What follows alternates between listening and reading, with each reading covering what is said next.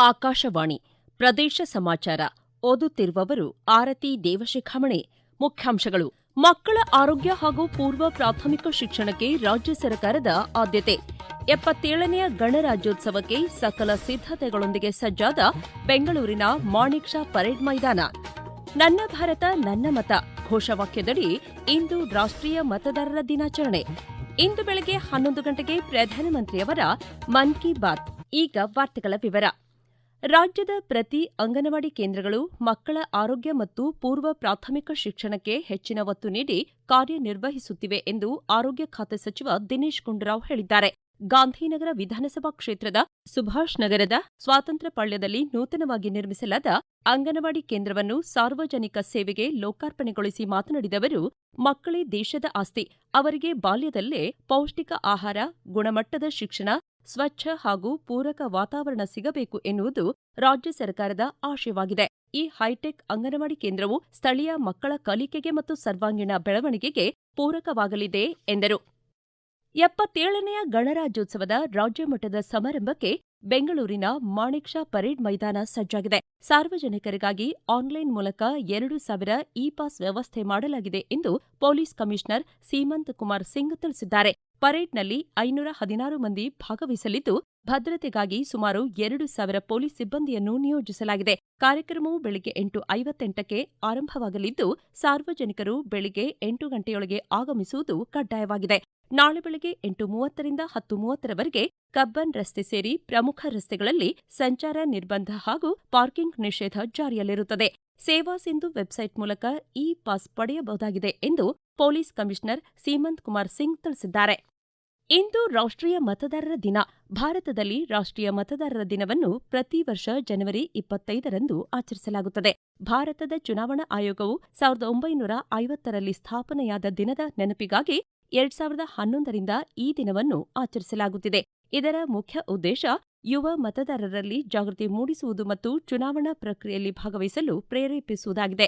ನನ್ನ ಭಾರತ ನನ್ನ ಮತ ಈ ವರ್ಷದ ಘೋಷವಾಕ್ಯವಾಗಿದೆ. ರಾಷ್ಟ್ರೀಯ ಮತದಾರ ದಿನಾಚರಣೆ ಪ್ರಯುಕ್ತ ಸಮಾಜ ಕಲ್ಯಾಣ ಇಲಾಖೆ ರೂಪಿಸಿರುವ ಕನ್ನಡ ಸಿನಿಮಾ ಮತದಾರ ಪ್ರಭುಗಳು ಇಂದು ಮಧ್ಯಾಹ್ನ 2 ಗಂಟೆಯಿಂದ 4:30ರವರೆಗೆ ದೂರದರ್ಶನ ಚಂದನ ವಾಹಿನಿಯಲ್ಲಿ ಪ್ರಸಾರವಾಗಲಿದೆ.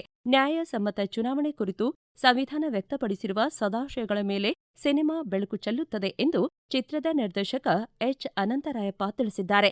ಮತದಾರರಲ್ಲಿ ಜಾಗೃತಿ ಮೂಡಿಸುವ ಉದ್ದೇಶದಿಂದ ನಿರ್ಮಾಣಗೊಂಡಿದೆ ಎಂದು ಸಮಾಜ ಕಲ್ಯಾಣ ಇಲಾಖೆ ಆಯುಕ್ತರ ಪ್ರಕಟಣೆ ತಿಳಿಸಿದೆ. ಹುಬ್ಬಳ್ಳಿ ವಿದ್ಯಾನಗರದ ಸರ್ಕಾರಿ ಪಾಲಿಟೆಕ್ನಿಕ್ ಕಾಲೇಜಿನಲ್ಲಿ ಇಂದು ವಿದ್ಯಾರ್ಥಿಗಳಿಗೆ ಪ್ರಬಂಧ ಸ್ಪರ್ಧೆ ಆಯೋಜಿಸಲಾಗಿದೆ. ರಾಷ್ಟ್ರೀಯ ಮತದಾರ ದಿನಾಚರಣೆಯ ವಿಶೇಷತೆಯ ಕುರಿತು ಸಂಸ್ಥೆಯಲ್ಲಿ ಆಯೋಜಿತ ಕಾರ್ಯಕ್ರಮಗಳ ಬಗ್ಗೆ ಮಾಹಿತಿ ನೀಡಿದ್ದಾರೆ ವಾಣಿಜ್ಯ ಉಪನ್ಯಾಸಕಿ ಹಾಗೂ ಚುನಾವಣಾ ಸಾಕ್ಷರತಾ ಕ್ಲಬ್ ನೋಡಲ್ ಅಧಿಕಾರಿ ಮೇಧಾ ಜಯವಂತ್. ಭಾರತ ಚುನಾವಣಾ ಆಯೋಗದ ನಿರ್ದೇಶನದಂತೆ ಪ್ರತಿ ವರ್ಷ ಜನವರಿ 25ರಂದು ರಾಷ್ಟ್ರೀಯ ಮತದಾರರ ದಿನಾಚರಣೆಯನ್ನು ಆಚರಿಸಲಾಗುತ್ತದೆ. ಈ ದಿನಾಚರಣೆಯು 2011ರಲ್ಲಿ ಪ್ರಾರಂಭವಾಯಿತು. ದಿನಾಂಕ 25 ಜನವರಿ 2026ರಂದು ಬೆಳಿಗ್ಗೆ 10 ಗಂಟೆಗೆ ಸರ್ಕಾರಿ ಮಹಿಳಾ ಪಾಲಿಟೆಕ್ನಿಕ್ ಹುಬ್ಬಳ್ಳಿಯಲ್ಲಿ 16ನೇ ರಾಷ್ಟ್ರೀಯ ಮತದಾರರ ದಿನಾಚರಣೆಯನ್ನು ಪ್ರತಿಜ್ಞಾವಿಧಿಯನ್ನು ಸ್ವೀಕರಿಸುವ ಮೂಲಕ ಆಚರಿಸಲಾಗುತ್ತದೆ ಹಾಗೂ ನಮ್ಮ ಸಂಸ್ಥೆಯ ವಿದ್ಯಾರ್ಥಿನಿಯರಿಗೆ ಮತದಾರ ಶಿಕ್ಷಣ ನೀಡುವಲ್ಲಿ ಮತ್ತು ಮತದಾರರ ಪಟ್ಟಿಯನ್ನು ಶುದ್ಧೀಕರಿಸುವಲ್ಲಿ ಮತಗಟ್ಟೆ ಅಧಿಕಾರಿಯ ಪಾತ್ರ ಎನ್ನುವ ವಿಷಯದ ಬಗ್ಗೆ ಕನ್ನಡ ಪ್ರಬಂಧ ಸ್ಪರ್ಧೆಯನ್ನು ಏರ್ಪಡಿಸಲಾಗಿದೆ.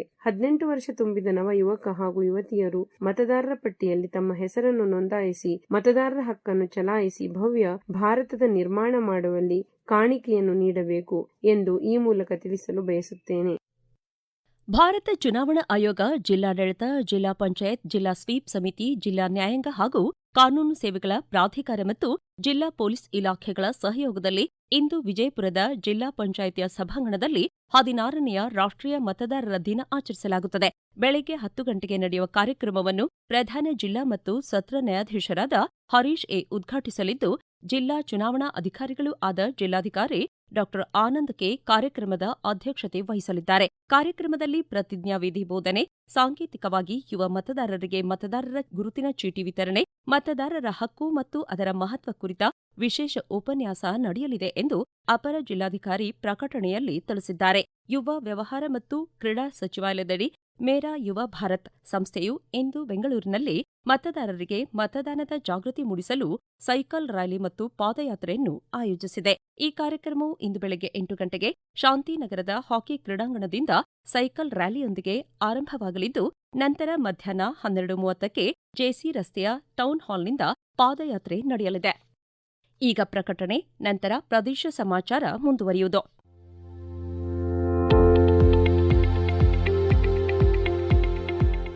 ನಮ್ಮ ಎಲ್ಲ ರಾಷ್ಟ್ರೀಯ ವಾರ್ತೆಗಳು ಹಾಗೂ ಪ್ರದೇಶ ಸಮಾಚಾರ ಈಗ ಆಕಾಶವಾಣಿ ನ್ಯೂಸ್ ಕನ್ನಡ ಯೂಟ್ಯೂಬ್ ಚಾನೆಲ್ನಲ್ಲಿ ಲಭ್ಯ. ನಮ್ಮ ಎಕ್ಸ್ ಖಾತೆ ಮತ್ತು ಇನ್ಸ್ಟಾಗ್ರಾಂ ಖಾತೆ ಆಕಾಶವಾಣಿ ನ್ಯೂಸ್ ಕನ್ನಡ. ಹೆಚ್ಚಿನ ಮಾಹಿತಿಗಾಗಿ ನಮ್ಮ ಫೇಸ್ಬುಕ್ ಖಾತೆ ಆಕಾಶವಾಣಿ ವಾರ್ತೆ ಕನ್ನಡವನ್ನು ಅನುಸರಿಸಿ. ಮಾಹಿತಿಗಳ ಹೂರಣ, ವಾರದ ಕಾರ್ಯಕ್ರಮ, ಪ್ರಚಲಿತ ವಿದ್ಯಮಾನ ಪ್ರತಿ ಬುಧವಾರ ರಾತ್ರಿ 9:15 ಪ್ರದೇಶ ಸಮಾಚಾರ ಕೇಳುತ್ತಿದ್ದೀರಿ. ಪ್ರಧಾನಮಂತ್ರಿ ನರೇಂದ್ರ ಮೋದಿಯವರು ಇಂದು ಬೆಳಗ್ಗೆ 11 ಗಂಟೆಗೆ ಆಕಾಶವಾಣಿಯ ಮನ್ ಕಿ ಬಾತ್ ಮೂಲಕ ದೇಶ ಮತ್ತು ವಿದೇಶಗಳ ಭಾರತೀಯರನ್ನುದ್ದೇಶಿಸಿ ತಮ್ಮ ಮನದ ಮಾತು ಹಂಚಿಕೊಳ್ಳಲಿದ್ದಾರೆ. ಇದು ಮನ್ ಕಿ ಬಾತ್ನ 130ನೇ ಸಂಚಿಕೆಯಾಗಿದೆ. ಈ ಕಾರ್ಯಕ್ರಮ ದೂರದರ್ಶನ ಮತ್ತು ಆಕಾಶವಾಣಿಯ ಎಲ್ಲ ವಾಹಿನಿಗಳು, ಆಕಾಶವಾಣಿ ಜಾಲತಾಣ ಮತ್ತು ನ್ಯೂಸ್ ಆನ್ ಏರ್ ಮೊಬೈಲ್ ಅಪ್ಲಿಕೇಶನ್ನಲ್ಲಿ ಪ್ರಸಾರವಾಗಲಿದೆ. ಜೊತೆಗೆ ಡಿಡಿ ನ್ಯೂಸ್, ಪ್ರಧಾನಮಂತ್ರಿ ಕಚೇರಿ ಹಾಗೂ ಮಾಹಿತಿ ಮತ್ತು ಪ್ರಸಾರ ಸಚಿವಾಲಯದ ಯೂಟ್ಯೂಬ್ ಚಾನೆಲ್ಗಳಲ್ಲಿಯೂ ನೇರ ಪ್ರಸಾರ ಮಾಡಲಾಗುತ್ತದೆ. ಹಿಂದಿ ಪ್ರಸಾರದ ನಂತರ ಪ್ರಾದೇಶಿಕ ಭಾಷೆಗಳಲ್ಲಿ ಮನ್ ಕಿ ಬಾತ್ ಪ್ರಸಾರವಾಗಲಿದೆ. ಆಲಮಟ್ಟಿಯ ಲಾಲ್ ಬಹದ್ದೂರ್ ಶಾಸ್ತ್ರಿ ಸಾಗರ ಪ್ರದೇಶದ ಮನೋಹರ ಪರಿಸರದಲ್ಲಿರುವ ಸಿಲ್ವರ್ ಲೇಕ್ನಲ್ಲಿ ನೂತನ ದೋಣಿ ವಿಹಾರ ಸೌಲಭ್ಯಕ್ಕೆ ಸಚಿವ ಶಿವಾನಂದ ಪಾಟೀಲ್ ಚಾಲನೆ ನೀಡಿದರು. ಬಳಿಕ ಮಾತನಾಡಿದವರು, ಉತ್ತರ ಕರ್ನಾಟಕದ ಹೆಮ್ಮೆಯ ಪ್ರವಾಸಿ ತಾಣವಾಗಿರುವ ಆಲಮಟ್ಟಿಗೆ ಬರುವ ಪ್ರವಾಸಿಗರಿಗೆ ಈ ದೋಣಿ ವಿಹಾರವು ವಿಶೇಷ ಆಕರ್ಷಣೆಯಾಗಲಿದೆ. ಇಲ್ಲಿನ ಜಲರಾಶಿ ಮತ್ತು ಹಸಿರಿನ ನಡುವೆ ವಿಹರಿಸುವುದು ಪ್ರವಾಸಿಗರಿಗೆ ಹೊಸ ಅನುಭವ ನೀಡುವುದರ ಜೊತೆಗೆ ಸ್ಥಳೀಯ ಪ್ರವಾಸೋದ್ಯಮದ ಅಭಿವೃದ್ಧಿಗೆ ಮತ್ತು ಆರ್ಥಿಕ ಚಟುವಟಿಕೆಗಳಿಗೆ ಹೆಚ್ಚಿನ ಬಲ ತುಂಬಲಿದೆ ಎಂದರು. ಪಂಚ ಗ್ಯಾರಂಟಿ ಯೋಜನೆಗಳಿಂದ ಜನರ ಜೀವನಮಟ್ಟ ಸುಧಾರಿಸಿದೆ. ಈ ಯೋಜನೆಗಳು ಜಿಲ್ಲಾ ವ್ಯಾಪ್ತಿಯಲ್ಲಿ ಸಹ ಪರಿಣಾಮಕಾರಿಯಾಗಿ ಅನುಷ್ಠಾನಗೊಳ್ಳುತ್ತಿವೆ ಎಂದು ರಾಜ್ಯಸಭೆಯ ವಿಪಕ್ಷ ನಾಯಕ ಮಲ್ಲಿಕಾರ್ಜುನ ಖರ್ಗೆ ಹೇಳಿದ್ದಾರೆ. ಹುಬ್ಬಳ್ಳಿಯ ಮಂಟೂರು ರಸ್ತೆಯ ಬಳಿ ವಸತಿ ಇಲಾಖೆ, ಕರ್ನಾಟಕ ಕೊಳಗೇರಿ ಅಭಿವೃದ್ಧಿ ಮಂಡಳಿ, ಮುಖ್ಯಮಂತ್ರಿಯವರ ವಿಶೇಷ ಅನುದಾನದಲ್ಲಿ ಪೂರ್ಣಗೊಂಡಿರುವ ಪ್ರಧಾನಮಂತ್ರಿ ಆವಾಸ್ ಯೋಜನೆಯಡಿ ಮಂಡಳಿ ವತಿಯಿಂದ ರಾಜ್ಯಾದ್ಯಂತ ನಿರ್ಮಾಣಗೊಳ್ಳುತ್ತಿರುವ 2ನೇ ಹಂತದ ಮನೆಗಳ ಲೋಕಾರ್ಪಣೆ ಹಾಗೂ ಮಂಡಳಿಯ ಸುವರ್ಣ ಮಹೋತ್ಸವದ ಅಂಗವಾಗಿ ಮನೆ ಹಂಚಿಕೆ ಪತ್ರ, ಹಕ್ಕುಪತ್ರಗಳ ವಿತರಣಾ ಸಮಾರಂಭದಲ್ಲಿ ಪಾಲ್ಗೊಂಡು ಅವರು ಮಾತನಾಡಿದರು. 8 ಲಕ್ಷ ಮನೆಗಳ ನಿರ್ಮಾಣ ಗುರಿಯನ್ನು ಹೊಂದಲಾಗಿದೆ. ಅದರಲ್ಲಿ ಸುಮಾರು 2.5 ಲಕ್ಷ ಮನೆಗಳನ್ನು ನಿರ್ಮಿಸಿ ಹಂಚಿಕೆ ಮಾಡಲಾಗುತ್ತಿದೆ. ಮನೆಗಳನ್ನು ಅತ್ಯುತ್ತಮ ಗುಣಮಟ್ಟದಿಂದ ನಿರ್ಮಿಸಲಾಗಿದೆ. ಸುಮಾರು 7,50,000 ರೂಪಾಯಿ ಬೆಲೆ ಬಾಳುವ ಮನೆಗಳನ್ನು ಕೇವಲ 1 ಲಕ್ಷಕ್ಕೆ ನೀಡಲಾಗುತ್ತಿದೆ. ಉತ್ತಮ ಬಡಾವಣೆ ನಿರ್ಮಿಸಲಾಗಿದೆ ಎಂದರು. ವಸತಿ ಖಾತೆ ಸಚಿವ ಜಮೀರ್ ಅಹ್ಮದ್ ಖಾನ್ ಮಾತನಾಡಿ, ರಾಜೀವ್ ಗಾಂಧಿ ಆವಾಸ್ ಯೋಜನೆಯಡಿ ಮನೆಗಳನ್ನು ಪೂರ್ಣಗೊಳಿಸಲು ಮುಖ್ಯಮಂತ್ರಿಯವರು ಸೂಚಿಸಿದ್ದಾರೆ ಎಂದರು. ರಾಜ್ಯ ಸರ್ಕಾರ ಸರ್ಕಾರಿ ಶಾಲಾ ಕಾಲೇಜಿನ ನೋಂದಾಯಿತ 19 ಲಕ್ಷಕ್ಕೂ ಹೆಚ್ಚು ವಿದ್ಯಾರ್ಥಿನಿಯರಿಗಾಗಿ ಸುಮಾರು 71 ಕೋಟಿ ರೂಪಾಯಿ ವೆಚ್ಚದಲ್ಲಿ ಪ್ಯಾಡ್ಗಳ ಜೊತೆ ಋತುಚಕ್ರದ ಕಪ್ ನೀಡುತ್ತಿದೆ ಎಂದು ಆರೋಗ್ಯ ಖಾತೆ ಸಚಿವ ದಿನೇಶ್ ಗುಂಡೂರಾವ್ ತಿಳಿಸಿದ್ದಾರೆ. ಈ ಕುರಿತು ಸಾಮಾಜಿಕ ಮಾಧ್ಯಮದ ಮೂಲಕ ಮಾಹಿತಿ ಹಂಚಿಕೊಂಡಿರುವ ಅವರು, ಋತುಚಕ್ರದ ಕಪ್ಗಳು ವೈದ್ಯಕೀಯವಾಗಿ ಪ್ರಮಾಣೀಕರಿಸಲ್ಪಟ್ಟಿದ್ದು, ಹದಿಹರೆಯದ ಹೆಣ್ಣು ಮಕ್ಕಳ ಆರೋಗ್ಯಕ್ಕೆ ಯಾವುದೇ ಹಾನಿ ಮಾಡುವುದಿಲ್ಲ. ಹಾಗೆಯೇ ಕನ್ಯತ್ವ ಅಥವಾ ಸಂತಾನೋತ್ಪತ್ತಿಗೆ ತೊಂದರೆಯಾಗುತ್ತದೆ ಎಂಬ ಊಹಾಪೋಹಗಳು, ಭಯವೆಲ್ಲ ತಪ್ಪು ಕಲ್ಪನೆಗಳಿಂದ ಮೂಡಿರುವಂಥದ್ದು. ಹಾಗಾಗಿ ಹೆಣ್ಣು ಮಕ್ಕಳು ತಮ್ಮ ಋತುಚಕ್ರದ ಸಮಯದಲ್ಲಿ ಯಾವುದೇ ಆತಂಕ, ಅಂಜಿಕೆ ಇಲ್ಲದೆ ಮುಟ್ಟಿನ ಕಪ್ ಬಳಸಬಹುದು ಎಂದಿದ್ದಾರೆ.